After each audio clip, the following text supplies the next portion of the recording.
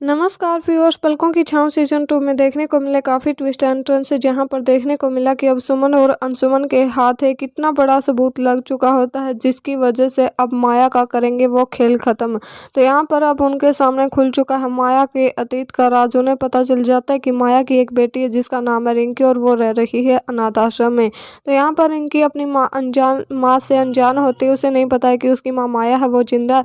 वो तो समझ रही होती है कि उसकी माँ की मौत हो चुकी है, लेकिन अब यहाँ पर सुमन अंशुमन पहुंच जाते हैं। पहले तो रिंकी की उन गुंडों से इज्जत बचा लेते हैं जहाँ पर वो गुंडे रिंकी पर हमला करने वाले थे, लेकिन यहाँ पर अंशुमन उनकी खूब धुलाई करता भगा देता है।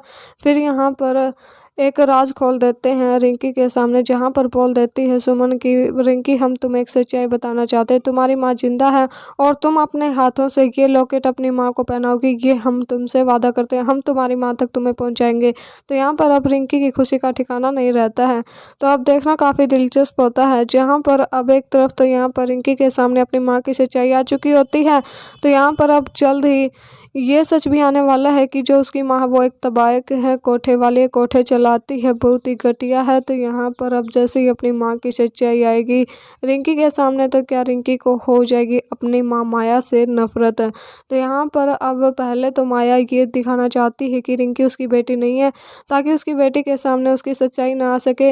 वो उसकी बेटी को अच्छी परवरिश देना चाहती थी, वो कभी भी नहीं चाहती है कि उसका ये रूप उसकी बेटी के सामने आए। लेकिन अब सुमन और अंशुमन भी ठान लेते हैं कि अगर माया का खेल खत्म करना है, उसे रिश्ते नातों की एहसास दिलाना है, तो रिंकी को उसके सामने लेकर आना होगा। तो यहाँ पर अब क्या होगा, माया का फैसला क्या रिंकी को अपनाएगी बेटी के रूप में?